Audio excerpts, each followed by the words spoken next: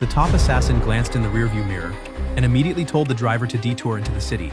After explaining a shortcut back to the hotel to his wife, he kicked the driver out of the car, then floored the gas and sped away, because he was sure the car behind them was targeting him. Jason was a skilled driver, but in these narrow, messy alleys, he couldn't pick up any speed. And to make things worse, they had sent more than one team after him. After forcing Jason's car to a stop, the killers got out one by one, ready to fight. But when they reached the car, Jason was already gone. He was now weaving quickly through the maze of alleys, using the terrain to stay ahead of them. Just when he thought he'd gotten away, a man with a gun appeared at the corner. The boss wanted Jason taken alive, which gave Jason the perfect chance to fight back. He quickly wrestled a gun away from the man. As he stood face to face with the enemy, another man dragged his wife in front of him. He had no choice but to hand over the gun and let them throw a black bag over his head.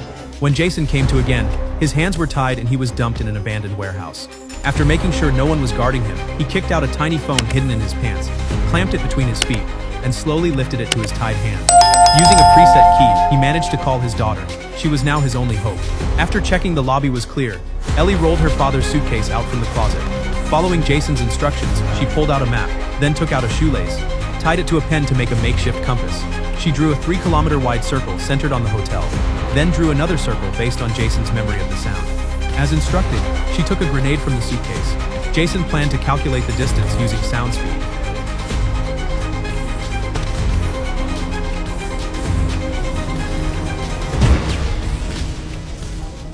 Based on how long the sound took to travel, he quickly figured out a rough estimate. This time, the two circles gave her 2 intersection points, and Jason was trapped in one of them. The man saw something horrifying at the auction. He saw a girl being put on display, but when the girl turned around, he realized it was his own daughter, and that's exactly why he had come to the auction in the first place. Because before this, his daughter had been kidnapped by some bad guys. Brian went alone to a place full of thugs. He made the first move, and started taking out everyone in the room. It didn't take long for him to finish them all off. Then he started interrogating the gang leader, but the guy refused to give up any info. Under the pressure of being electrocuted, the man finally broke. He confessed that Lisa had been taken to be auctioned off. As the man screamed in pain, Brian flipped the switch one last time, then he headed straight to the auction house, took out a security guard on the spot, and snuck into a room dressed as a waiter. In the center a girl was being shown off to bidders, and the rich men all started shouting out their offers. Then the next girl was brought out. That's when Brian saw her. It was his daughter Lisa. Brian pulled out his gun and forced one of the buyers to bid on her. As the auction came to an end, Brian took the buyer hostage to get Lisa back, but as soon as they stepped out, he was knocked out cold. When he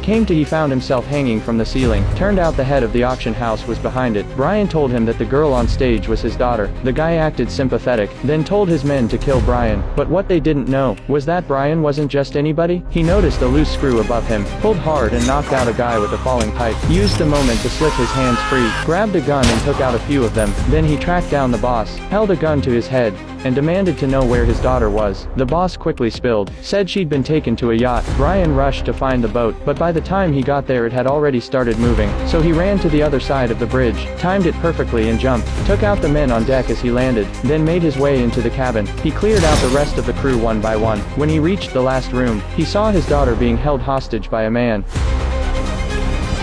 We can... And just like that he rescued his daughter, but what he didn't know was that this rescue would bring even bigger trouble his way. Rock is a top-tier agent, but he's paranoid and has major OCD. Every piece of clothing in his closet has to be evenly spaced. Even his dress shoes have to be lined up perfectly. One day Rock got a mission from his superior. He drove deep into the mountains to rescue a fellow agent, but once he got to the location, he realized things were way worse than he thought. A huge group of villagers were blocking the door to a cabin. Even though 2 cops were trying to calm them down, the villagers were out of control and not listening at all. Rock knew there was no way they'd back off peacefully, so he quietly circled around to the back of the cabin, confirmed Emma's situation inside. Then while the villagers were still arguing with the cops, he went to an abandoned camp nearby and found 2 gas canisters. He hid one in the wardrobe, and put the other on the stove to heat up, then lit a fuel rod at the end of the gas hose. After that all he had to do was sit in his car and wait. Soon enough the explosion caught the villagers' attention. They all rushed over to the cabin, but Emma had already been secretly moved out by Rock. While no one was looking, Rock got Emma out of there with no problem. Rock's main job is rescuing agents in danger, but just as he finished this mission, he got assigned another one. This time the agent was a guy named Taylor. He sat in his car with his hands shaking non-stop. Right then a cop knocked on the window. Taylor rolled it down like nothing was wrong, but another cop walking up spotted a gun in the car. The tension exploded instantly. Both cops raised their weapons at Taylor. Taylor slowly got out of the car, then suddenly launched a counterattack. They couldn't stop him at all. Even the taser didn't work on him. Luckily a third cop showed up just in time, and finally got the situation under control. Taylor got taken into custody. A scene like that meant it was time for Rock to step in. Taylor was pacing around and clearly on edge. He didn't listen to a word Rock said. Rock was also confused by Taylor's weird behavior. Eventually Taylor insisted he needed to talk to a journalist, but on the way there, when Rock stopped by his house to check on his granddaughter, Taylor somehow got his handcuffs off, and used a garbage truck to escape right on the spot. The man had just gotten home, but to his shock he found his ex-wife dead on his bed. He froze, not knowing what to do. Earlier that morning, Brian had gotten a text from his ex-wife Lena saying it was urgent. When he got home he saw her car already parked in the driveway, but the moment he walked into the room, there was a bloody knife lying on the floor. Brian stepped into the bedroom. Lena was lying lifeless on his bed. Right then two cops showed up. Brian looked at his dead ex-wife and raised his hands. He knew this was a murder and a setup, and there was no way he could let the cops take him in.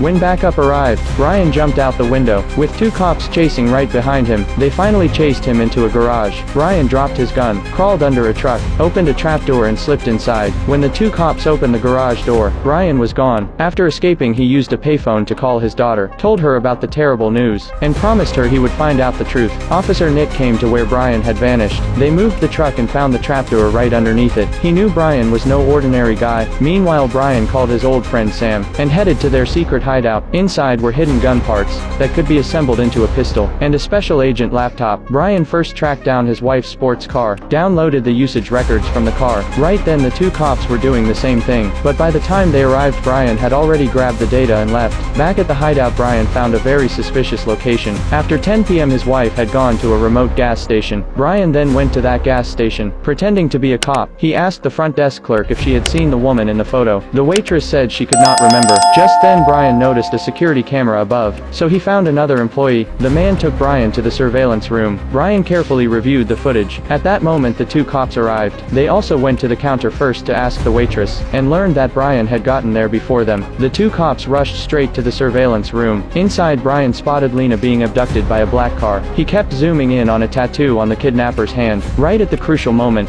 the cops cocked their guns and aimed at him. No matter how loudly they shouted, Brian refused to stop. Only after spotting the clue in the footage did he raise his hands and pretend to surrender. This man had just stepped out of the restroom. He received an anonymous text message. Put $150 million in this account, or a man will be dead on the plane in 20 minutes. Mark looks at the card number and smiles. He probably knew who was playing the prank. It turns out that Mark is an air marshal, who works on airplanes every day. He saw that the other party is using the aviation system's special network. Only insiders can get in. So Mark went to his coworker, and asked him about the text messages. But his coworker was dumbfounded, and said he didn't know. To prove his innocence, the colleague gave him his own cell phone to check, and there was nothing suspicious about it. Mark then reported the incident to the captain, and asked the captain to contact the headquarters to trace the bank account information provided by the robbers. But it would take an hour and a half to get to the nearest airport. Mark called in Lisa, the flight attendant, and Jenny, the passenger. Then he continued to talk to the hijackers. He told them to keep an eye on the surveillance cameras.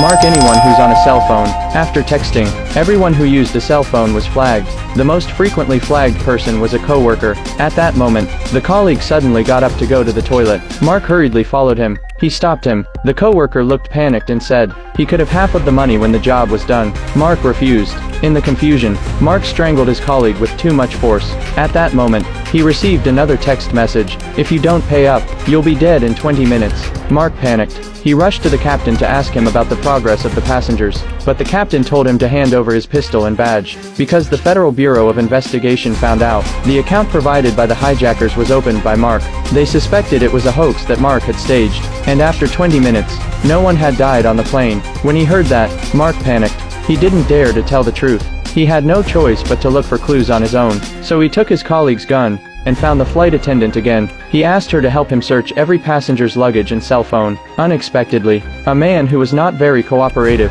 caught Mark's attention. Brad suddenly received a distress call from his daughter. His daughter was about to be kidnapped. Oh my God, they got Amanda! Brad immediately took out a recorder. He comforted his daughter and told her to stay calm. Then he told her to hide under the bed in her bedroom. He told his daughter that the kidnappers would definitely catch her, but during the capture there would be a 5 to 10 second window. He told her to shout out the kidnappers' physical features, their hair color, and whether they had any tattoos, to shout out everything she could see. At that moment, the kidnappers entered the room. They grabbed the girl from under the bed. Hearing his daughter's cries for help, Brad was anxious and furious, but he still stayed calm, carefully listening to the sounds on the other end.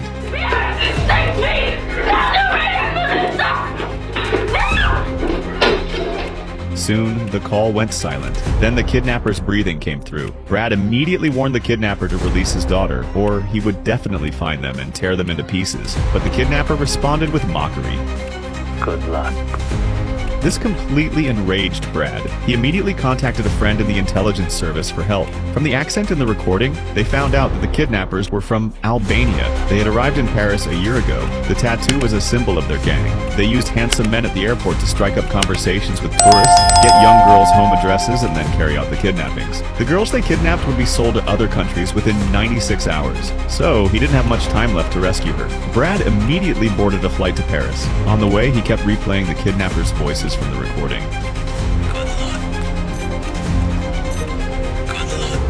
After arriving in Paris, he first went to the hotel where his daughter was kidnapped. He found his daughter's shattered phone and retrieved a memory card from it. While checking the photos inside, he found a clue. In a photo of her with her best friend, the glass behind her reflected the face of a strange man who had taken the picture. That man was Peter, an accomplice of the kidnappers. Pete loitered around the airport every day, chatting up young female tourists and using the excuse of expensive taxi fares to share a ride with them. That way, he could learn their home addresses and inform his accomplices to carry out the abduction.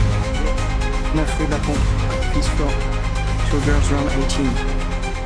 That day, Pete approached a girl and was about to get into a car. Brad suddenly appeared, pinned him down in the vehicle, and punched him hard in the stomach while demanding to know his daughter's whereabouts. But at that moment, Peter's accomplice dragged Brad out. Brad knocked them down, but when he turned back, Pete was already running away. Brad seized a taxi and gave chase. Pete jumped off the highway, and by sheer luck, he landed on a truck. But as he tried to cross the road, he was struck by the same truck and thrown into the air. Brad had no choice but to look for another lead.